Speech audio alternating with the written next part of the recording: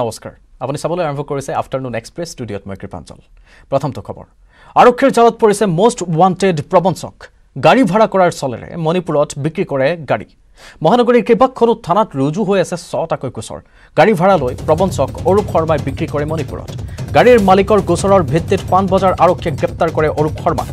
প্ৰবঞ্চক অৰূপ শৰ্মাক সহযোগ কৰে পত্নীয়ে এবছৰ পূৰ্বে বিবাহ পাশত আবদ্ধ হৈছিল দুয়ো তাৰ পিছৰে পৰা গুৱাহাটীতে দম্পতীহালে মেলিছিল প্ৰবঞ্চনাৰ জাল বৰ্তমানো পলাতক অৱস্থাত আছে প্ৰবঞ্চক অৰূপ শৰ্মাৰ পত্নী এয়া খবৰ জনাইছো শেহতীয়া মহানগৰীৰ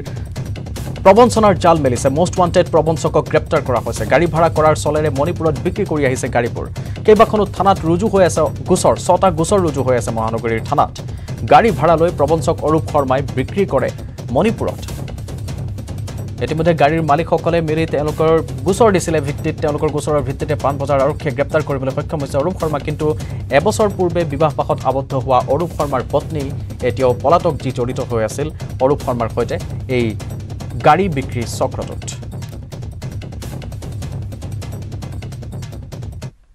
ফ্ৰড বুলি ক'ব লাগিব তেখেতে মানে তেখেতৰ যিবিলাক চিনাকি মানুহ তেওঁলোককে মানে তেওঁ ঠগিব বিচাৰে তেওঁ মানে খুব প্ৰথমতে বিশ্বাস জগাব আৰু বিশ্বাস জগাই পেলাই তেওঁ গাড়ীখন মান্থলি কিবা এটা ৰেণ্ট দিম বুলি লৈ যাব মান্থলি ৰেণ্টেল বেচিছত লৈ গৈ পেলাই তেওঁ দুমাহমান ঠিকেই দিব পইচা তাৰপিছত তেওঁ নাইকিয়া হৈ যায় আৰু আমাৰ যিটো পানবজাৰ থানাত যিটো কেছ হ'ল সেই কেছটোতো এগৰাকী লেডি এডভকেট পদ্মা বৰুৱা তেখেতৰ পৰা এখন গাড়ী লৈ গ'ল আৰু আমি গম পাইছোঁ বৰ্তমান গাড়ীখন মণিপুৰৰ এটা দুৰ্গম অঞ্চলত তেওঁ বিক্ৰী কৰিছে আৰু ইতিমধ্যে আমি গম পাইছোঁ তেওঁ এইটো এটা হেবিচুৱেল তেওঁ ইতিমধ্যে নগাঁও থানাত 2টা কেছ ৰেজিষ্টাৰ হৈ আছে এনেকৈ দুখন গাড়ী লৈ গৈ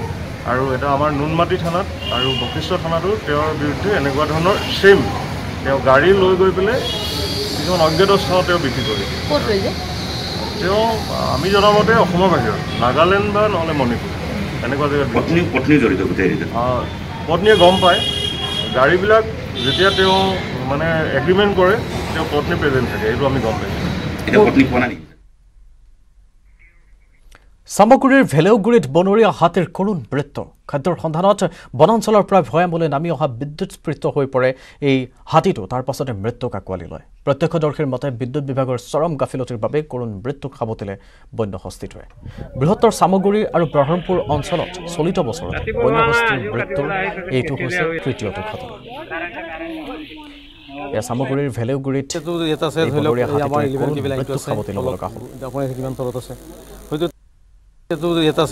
এই আমাৰ 11 কেবি লাইনটো আছে তলত আপুনি কিমান তলত আছে হয়তো ধান খাই থাকে তেনেকৈ হয়তো ওপৰত মাৰি দিব পাৰে মাৰি দিয়াৰ ফলত হয়তো ইলেক্ট্ৰিকেশ্যন হয় হাতীটো মৃত্যু হোৱা যেন আমাৰ সন্দেহ হৈছে ইয়াৰ আগত যি ইয়াত মানে হাতীৰ উপদ্ৰৱ চলি আছে কিমানটাকৈ হাতীৰ জাক ইয়াত বিচৰণ কৰি আছে এতিয়াতো আমাৰ 5-6টা হাতী আছে আৰু এই আমি যিমান ইলেক্ট্ৰিক লাইন মানে চেকিং হৈছে তলত আছে এই সন্দৰ্ভত আমি মানে APDCLক আমি চিঠিযোগে অৱগত কৰিছোঁ যে লাইনখিনি মানে উঠাই দিব লাগে তাৰমানে যাতে হাতীৰ মৃত্যু নহয় এইখনো আমি এবাৰ নহয় কেইবাবাৰো আমি তেওঁলোকক আমি চিঠিযোগে অৱগত কৰা আছে তেখেতসকলে কি গুৰুত্ব দিয়া নাই নেকি এইটোতো তেওঁলোকৰ গুৰুত্ব নাই দিয়া বুলি ভাবিব লাগিব আৰু কোটি টকীয়া ঘড়ী চুৰ কৰি আৰক্ষীৰ হাতত পৰিছে গ্ৰেপ্তাৰ হৈছে এটা দুৰ্ধৰ্ষ চোৰ চুৰি কৰা ঘড়ীটোৰ মূল্য প্ৰায় 15 লক্ষাধিক টকাৰো অধিক বুলি নিশ্চিত কৰিছে ইতিমধ্যে আৰক্ষীয়ে কিন্তু ঘড়ীটোৰ গৰাকীৰ নাম শুনিলে আপোনাৰ চকু কপালত উঠিব বিশ্ববিখ্যাত কিংবদন্তি ফুটবলাৰ ডিয়েগো মাৰাডোনাই পিন্ধিছিল চুৰি কৰা এই ঘড়ীটো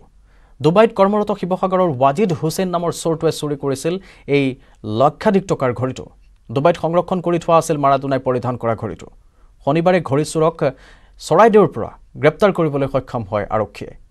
বিশ্বৰ খুব কম সংখ্যক লোকৰ ওচৰতহে আছে এনে দামী ঘড়ী আৰু এই ঘড়ীটো কেৱল প্ৰস্তুত কৰা হৈছিল মাৰাডোনাই পিন্ধিবৰ বাবে প্ৰস্তুত কৰা হৈছিল ঘটনা সম্পৰ্কে প্ৰতিক্ৰিয়া প্ৰকাশ কৰিছে ৱাজিদ হুছেইনৰ পিতৃ আৰু মাতৃও আমাৰ হাতত আছে প্ৰতিক্ৰিয়া তেওঁলোকৰ প্ৰতিক্ৰিয়াসমূহ আমি শুনাবলৈ যত্ন কৰিম কিন্তু কথাটো হৈছে 14 আগষ্টৰ 2021ত তেওঁ দুবাইৰ পৰা উভতি আহিছিল 2016 চনৰ পৰাই যেহেতু কাম কৰিছিল তেওঁ দুবাইত আৰু 2020ৰ 25 নৱেম্বৰত মাৰাডোনাৰ মৃত্যু হৈছিল তাৰ তেতিয়ালৈকে তেওঁ কৰ্মৰত হৈ আছিল আৰু 2021 চলিত বৰ্ষতহে তেওঁ উভতি আহিছিল আৰু দুবাই পুলিচে ইতিমধ্যে সেই সন্দৰ্ভত ঘটনা সন্দৰ্ভত শিৱসাগৰ আৰক্ষীৰ সৈতে আলোচনা কৰে আৰু তাৰ পাছতে এতিয়া এইগৰাকী ৱাজিদ হুছেইনক আটক কৰা হৈছে আৰু সোধা পোছা অব্যাহত ৰাখিছে আৰু তেওঁলোকৰ তথ্যত আৰু এটা কথা প্ৰমাণ পাইছে যে অকল ঘড়ীটোৱে নহয় আৰু বহু সামগ্ৰী চুৰ হৈছিল সেই ঠাইৰ পৰা সেই বিষয়েও সবিশেষ আমি জানিবলৈ চেষ্টা কৰিম আমাৰ হাতত আছে প্ৰতিক্ৰিয়া আমি প্ৰথমতে মাতৃৰ প্ৰতিক্ৰিয়া শুনাবলৈ চেষ্টা কৰিম আৰু তাৰ পাছত প্ৰদীপ গগৈৰ এক প্ৰতিবেদন আগবঢ়াম ধাৰাবাহিকভাৱে 2005 মানে বিয়া পাতিলে দোকান আছে বিয়া পাতোতে মানে হেৰি ঘৰ উঠি আহি ৰাতিয়ে ঘৈণীয়েকে লৈ গুচি গ'ল তেতিয়া আমাৰ ঘৰলৈ মৰামলে গ'ল মাকৰ ঘৰলৈ 2005 চন 5 তেতিয়া পৰা আমাৰ ঘৰ ৰিলেশ্যন নাই যে নাই সিমানটোৱে অসমৰ পৰা বাহিৰলৈ কেতিয়া গৈছিলে বাহিৰলৈ আজি 15 চনত গৈছিলে 2015 চনত ক'ত আছিলে তেতিয়া ডুবাই এতিয়া সেইবোৰ শুনিছো বোলে আমাৰ ল'ৰাটো মই সৰু ল'ৰাটো লৈ গ'ল নহয় সৰু ল'ৰাটোক এতিয়া ফোন কৰি কৈছে এনেকৈ সৰু ল'ৰাটো ক'লৈ লৈ গ'ল সেইটো থানালৈ লৈ গৈছে যিগৰাকী ৱাজিদ হুছেইন ডুবাইত কৰ্মৰত আছিলে আৰু মাৰাডোনাৰ এটা ঘড়ী চুৰি কৰি ইতিমধ্যে শিৱসাগৰ আৰক্ষীৰ জালত পৰিছে আৰু মই বৰ্তমান সেই ঘৰত আছোঁ ৱাজিদ হুছেইনৰ ঘৰত আৰু এইখনেই হৈছে ঘৰখন মই বৰ্তমান পিতৃৰ পৰা জানিব বিচাৰিম কিন্তু পিতৃগাত হয়তো কেনেধৰণৰ সম্পৰ্ক আছিলে বা তেওঁ কেতিয়া গৈছিলে আপোনাৰ নামটো আলতাফ হুছেইন ৱাজিদ হুছেইন আপোনাৰ পুত্ৰ হয় তেওঁ আপোনাৰ কেনেধৰণৰ বৰ্তমান সম্পৰ্ক আছে নাই তেওঁৰ লগত বৰ্তমান তেনেকৈ সম্পৰ্ক ইমান নাই তাৰমানে নাই মানে কি মানুহজনীৰ লগতে মোৰ ভাল নাই সিহঁতৰ ঘৰৰ লগতে মোৰ কোনো ভাল নাই মানে কি পলাই যোৱাৰ পিছৰ পৰা মই কেতিয়া ঘৰৰ পৰা এতিয়া 2005 ক'লে সিহঁতি 2005 আপোনাৰ ক'লৈ গৈছিলে সিহঁতি মৰাণলৈ গ'লগৈ মৰাণত ডুবাইত যে আছিলে গম পায়নে ডুবাইত আছিলে গম পাওঁ হয় আৰু ইয়ালৈ কেতিয়া আহিছিলে লাষ্ট আপোনাৰ ঘৰলৈ আজি 10 দিনমান আগতে মানে আহিলে আৰু চাহটো বা খাই গ'লে তেওঁ বিয়া বাৰু কৰালে বিয়া বাৰু ল'ৰা ছোৱালী আছে তাতে ঘৰ বনালে মৰাণত আৰু এই তেওঁ কেতিয়া গৈছিলে বুলি ক'লে ঘৰৰ পৰা 2005 গ'ল পাছত আৰু যোগাযোগ কেনেধৰণৰ আছিলে যোগাযোগ তেনেকৈ মোৰ নাই নাছিলে পইচা পাতি আগত কিবা দিছিলে নাই পইচা পাতি দিয়া মেলা হেৰি কৰা নাই কি আপোনালোকৰ আগত কি কৰিবলৈ যাওঁ বুলি কৈছিলে ডুবাইত কৰিব কোম্পানীত গৈছে আৰু জানো এতিয়া ক'ব নোৱাৰো নহয় তাৰপৰা ইয়াত পুলিচ আহিছিলে নেকি কালি ৰাতি আহি মানে সৰু ল'ৰাটোক লৈ গ'ল তাৰ ঘৰটো দেখুৱাবলৈ সৰু ল'ৰাটোক লৈ ঘৰটো দেখুৱালে আৰু দেখুৱাই মেলি ধন্যবাদ প্ৰদীপ গগৈ আৰু এইদৰে খবৰ অব্যাহত থাকিব লৈছোঁ এটা বাণিজ্যিক বিৰতি পুনৰ স্বাগতম মস্কোস্থিত ITA চেণ্টাৰত ভাৰতীয় জনতা পাৰ্টিৰ সাংগঠনিক সভা মুখ্যমন্ত্ৰীগৰাকীয়ে দি আছে ভাষণ পোনপটীয়া সম্প্ৰচাৰলৈ লৈ যাম অন্তত আমি কিছু প্ৰশ্নৰ উত্তৰ দিব পাৰিম যে এটা সমবায়ত আমি যেতিয়া ভাৰতীয় জনতা পাৰ্টিৰ কাৰ্যকৰ্তাসকলৰ লগত বা আমাৰ শুভকাংক্ষীসকলৰ লগত যদি আমি 5000 কোঅপাৰেটিভ আমাৰ হ'ল কোঅপাৰেটিভত আমি বিভিন্ন ধৰণে সহায় কৰিব পাৰিম আৰু কোঅপাৰেটিভৰ বিভিন্ন সুবিধাও ৰাজ্য চৰকাৰে পৰৱৰ্তী দিনত ঘোষণা কৰিব এই দিশত আমি আগবাঢ়িব লাগে অহা 2 দিনতে NDDB লগত আমাৰ এখন MOU হ'ব আমি এটা জইণ্ট কোম্পানী কৰিম যাৰ জৰিয়তে আমি অসমত 10 লাখ লিটাৰ গাখীৰ উৎপন্ন কৰিব খুজিছো আজি 1 লাখ লিটাৰ উৎপন্ন প্ৰায় 2000 কোটি টকাৰ এটা বিশাল প্ল্যান এটা আমি ল'ব গৈ আছো এটা কথা আপোনালোকে মনত ৰাখিব যে ভাৰতীয় জনতা পাৰ্টিৰ মূল কামটো হ'ল ৰাষ্ট্ৰ নিৰ্মাণ আজি আপোনালোকে চাব যে আমি কণী টুকুৰাৰ পৰা ফিচাৰীলৈকে মাছৰ পৰা গাহৰিলৈকে আমি পৰমুখাপেক্ষী ৰাজ্য এখন কেতিয়াবা এই শব্দটো ক'লে জাতীয়তাবাদী সকলে মোক বেয়া পায় কিন্তু বাস্তৱত কথাটো সেইটোৱে যে অসমত যিমান ট্ৰাক সোমায় ভাৰতৰ কোনো ৰাজ্যত ইমান ট্ৰাক নোসোমায় কাৰণ আমি কোনো বস্তু ইয়াত উৎপাদন নকৰোঁ একো বস্তু আমি উৎপাদন নকৰোঁ চৰকাৰী চাকৰি বা হোৱাইট কালাৰ জবক বাদ দি আমি কাম নকৰোঁ কিন্তু যিসকলে অকণমান খেতিৰ কাম কৰিছে তেওঁলোকে যথেষ্ট বেনিফিট হৈছে আজি আমাৰ জয়ন্ত মল্ল বৰুৱা ডাঙৰীয়াৰ উদ্যোগতে ৰঙিয়াত এখন কৃষি ফাৰ্ম বনিছে তাৰ যেটো ফ্লেভাৰ বা ডেভেলপমেন্ট সেইটো আপোনালোকে নিজে গলে দেখাব গৰুখুটিত আজি কৃষি কামৰ জৰিয়তে যেটো আগবাঢ়িছে কন্যকাত যেটো আগবাঢ়িছে সৰকাৰে সহযোগ কৰিছে আৰু এগ্ৰিকালচাৰত সৰকাৰৰ সহযোগিতা কৰাত কোনো আপত্তি নাই আল্টিমেটলি ভাৰতীয় জনতা পাৰ্টিয়ে অসমখনক মই অসম সৰকাৰে কোৱা নাই ইয়াত আমি কাৰ্যকৰ্তা হিচাপত আহিছো ভাৰতীয় জনতা পাৰ্টিয়ে অসমখনক স্বনিৰ্ভৰশীল হোৱাৰ পথটো দেখুৱাব লাগিব আপোনালোকৰ মনত আছে যে আমাৰ এবাৰ ইলেকশ্যনৰ মেনিফেষ্টোত আমি কেবাটাও জেহাদৰ বিপক্ষে লিখিছো ল্যান্ড জেহাদ ফাৰ্টিলাইজাৰ জেহাদ আপোনালোকে যদি আমাৰ মেনিফেষ্টোখন পঢ়ে এটা সবে বাংলাদেশী বুলি গালি দিয়ে এই বাংলাদেশী কিন্তু আজি আমাৰ এনেকুৱা এটা অৱস্থা হৈছে যে ৰঙৰ মিস্ত্ৰী এজন আমি উৎপাদন কৰিব পৰা নাই পানীৰ মিস্ত্ৰী এজন আমি নাপাওঁ ইলেক্ট্ৰিচিটিৰ মিস্ত্ৰী নাপাওঁ অথচ ল'ৰাবিলাকে কয় দাদা আমাক একো কামেই দিয়া নাই আপোনালোকে বিজেপি কৰিলো একো নাই যেতিয়া লক্ষ্ণৌত বা উত্তৰ প্ৰদেশ বা আমি যেতিয়া বিহাৰত বা দিল্লীত যাম সিকিউৰিটি গাৰ্ড কৰিব গলে আমাৰ হাতত পইচা নাই কিন্তু আমি যদি পানীৰ মিস্ত্ৰী হৈ দিল্লীত যাওঁ আমি যদি লাইটৰ কথা জানি ইলেক্ট্ৰিচিয়ানৰ জানি যাওঁ আমাৰ দৰমহাটো 3 গুণ হৈ যায় স্কিল ডেভেলপমেন্টত এটা জল জীৱন মিছনত আমাক যোৱা কালি আমাৰ কেবিনেটে এটা বহুত গুৰুত্বপূৰ্ণ সিদ্ধান্ত লৈছে যে 22000 পানী যোগান আঁচনি পঞ্চায়তৰ জৰিয়তে আমি 21 জন ভলেন্টিয়াৰ নিয়োগ কৰিম য'ত নেকি লৰাজনে 6500 টকাকৈ মাহত পাব কাম কৰি থকাখিনিও পাব নতুন স্কিম হোৱাটো পাব কিন্তু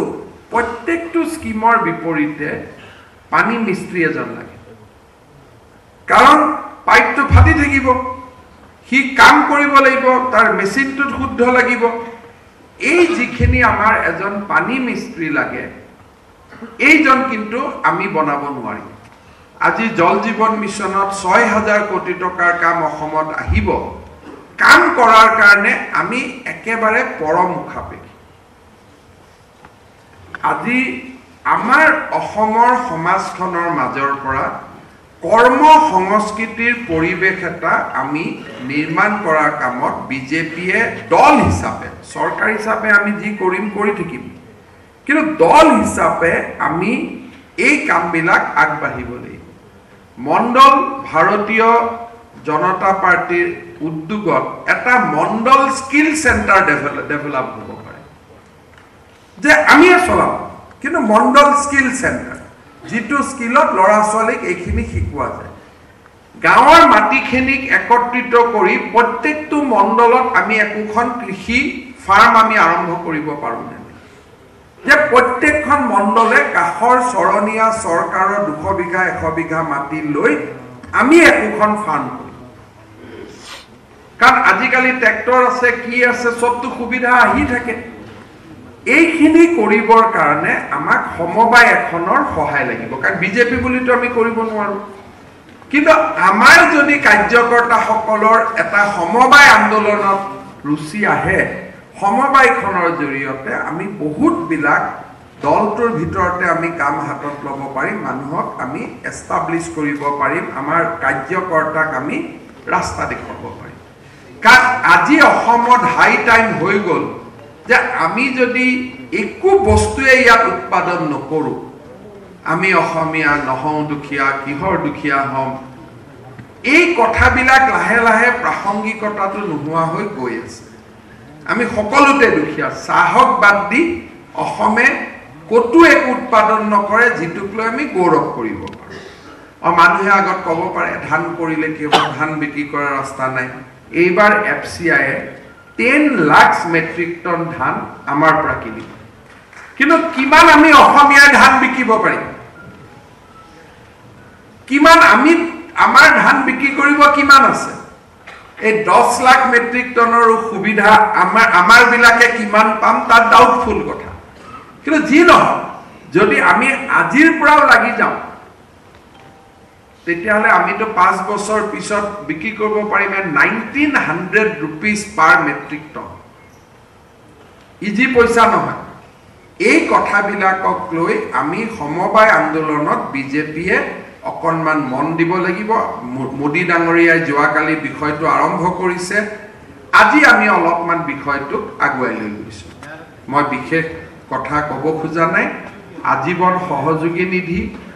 মিউনিসিপালিটি নিৰ্বাচন আৰু সমবায় এই কথাখিনিক মই আপোনালোকৰ আগত ৰাখিলো ভৱিষ্যতে এই বিষয়কেইটাৰ ওপৰত আমি আৰু অলপ ইন ডেপথ গৈ আলোচনা কৰিম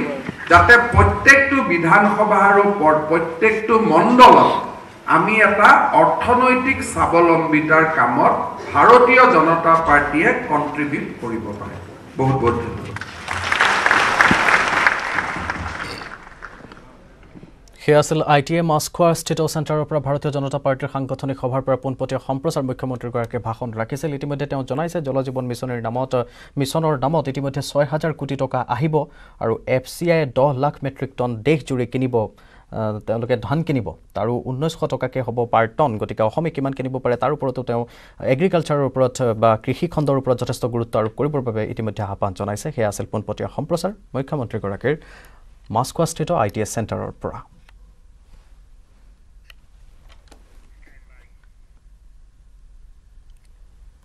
আহিছো অন্যান্য খবৰৰ মাজলৈ বেংগালুৰুৰ সেনাৰ চিকিৎসালয়ত সংকটজনক অৱস্থাত চিকিৎসাধীন হৈ আছে কুন্নুৰ হেলিকপ্টাৰ দুৰ্ঘটনাত প্ৰাণ ৰক্ষা পৰা একমাত্ৰ জীৱিত গ্ৰুপ কেপ্টেইন বৰুণ সিঙৰ সংকটজনক যদিও ক্ৰমে সুস্থিৰ হৈছে বৰুণ সিঙৰ স্বাস্থ্য দিনে নিশাই এদল জ্যেষ্ঠ চিকিৎসকে পৰিচৰ্যা কৰিছে গ্ৰুপ কেপ্টেইনজনক অভিষপ্ত সেই বুধবাৰৰ দিনা CDS বিপিন ৰাৱতসহ তামিলনাডুৰ ৱেলিংটনৰ ডিফেন্স ছাৰ্ভিচেছ ষ্টাফ কলেজলৈ যোৱাৰ পাছতে দুৰ্ঘটনাত পতিত হৈছিল MI-17V5 হেলিকপ্টাৰখন 2020 চনত মাজ আকাশত তেজস যুদ্ধ বিমান এখন দুৰ্ঘটনাত পতিত হোৱাৰ পৰা ৰক্ষা পৰিছিল আৰু তেওঁ ৰক্ষা কৰিছিল হেগৰাকী আছিল বৰুণ সিং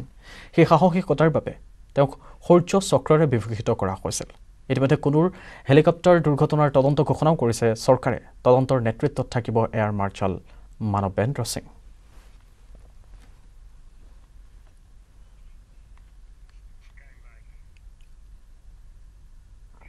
এই মুহূৰ্তত জনাব লাগিব সেনা কৰ্তৃপক্ষই ইতিমধ্যে চিনাক্ত কৰিছে কুন্নুৰ হেলিকপ্টাৰ দুৰ্ঘটনাত প্ৰাণ হেৰুওৱা 6 জন সেনা বিষয়াক চিনাক্ত হৈছে পিলানীৰ স্কোৱাড্ৰন কমাণ্ডাৰ কুলদীপ চুল্লুৰৰ জুনিয়ৰ ৱাৰেণ্ট অফিচাৰ প্ৰদীপ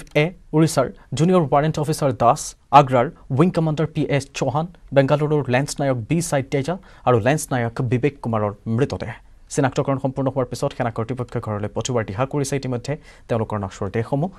শনিবাৰৰ ভিতৰত গৃহ ৰাজ্যত শেষকৃত্য সম্পন্ন হোৱাৰ সম্ভাৱনা আছে 5 গৰাকী মৃত কৰে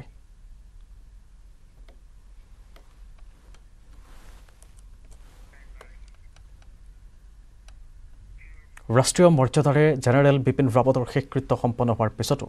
দেশজুৰি বহুতে শ্ৰদ্ধাঞ্জলি যাচিছে দেশমাতৃৰ এজন সুযোগ্য সন্তানক পুৰণি গুদামৰ পাৰ্থপ্ৰতিম বৰুৱা ভাস্কৰ্য শিল্পীগৰাকীয়ে এটা নিশাৰ ভিতৰত কেঁচা মাটিৰে সাজি উলিয়ালে প্ৰয়াত বিপিন ৰাৱতৰ এটা প্ৰতিকৃতি ভাৰতৰ মানচিত্ৰৰ ওপৰত বিপিন ৰাৱতৰ মুখাৱয়ব সাজি শিল্পীগৰাকীয়ে শ্ৰদ্ধা জনালে বিপিন ৰাৱত আৰু পত্নী মধুলিকা ৰাৱতৰ লগতে হেলিকপ্টাৰ দুৰ্ঘটনাত প্ৰাণ হেৰুওৱা 13 গৰাকী লোককে 13 গৰাকী জোৱানক এদৰে শ্ৰদ্ধাঞ্জলি জনোৱা দেখিবলৈ পোৱা গ'ল এটা ৰাতিৰ ভিতৰতে কেঁচা মাটিৰ ওপৰত এদৰে নিজৰ হৃদয়ৰ নিৰ্ভীত কোণৰ পৰা বিপিন ৰাৱত শিল্পকৰ্মী হিচাপে মই নিজৰ হৃদয়ৰ নিৰ্ভীত কোণৰ পৰা সেই সকললৈ মই শ্ৰদ্ধাঞ্জলি জ্ঞাপন কৰিছোঁ লগতে ভাৰত মাতৃৰ সুযোগ্য সন্তান বিগত 43 বছৰ ধৰি ভাৰত মাতৃৰ সেৱাৰ বাবে জীৱন উৎসৰ্গা কৰি আমাৰ মাজৰ পৰা বিদায় লোৱা বিপিন ৰাৱদেৱৰ মই প্ৰতিকৃতি যোৱাকালি নিৰ্মাণ কৰিছোঁ এটা ৰাতিৰ ভিতৰতে সেয়া মোৰ হৃদয়ৰ নিৰ্ভীত কোণৰ তেখেতৰ প্ৰতি থকা আন্তৰিক শ্ৰদ্ধাঞ্জলি ভাৰত মাতৃৰ সেই সুযোগ্য সন্তান যেনেদৰে আমাৰ মাজৰ পৰা হেৰাই গৈছে তেনেদৰে আৰু যাতে হেৰাবলগীয়া নহয় তাৰ বাবে ভাৰত চৰকাৰে কঠোৰ স্থিতি গ্ৰহণ কৰক তাকে আহ্বান জনাইছোঁ নিশ্চয় আৰু এয়াই আছিল আজিৰ আফটাৰনুন এক্সপ্ৰেছ বিদায় লৈছোঁ মই কৃপাঞ্জলে নমস্কাৰ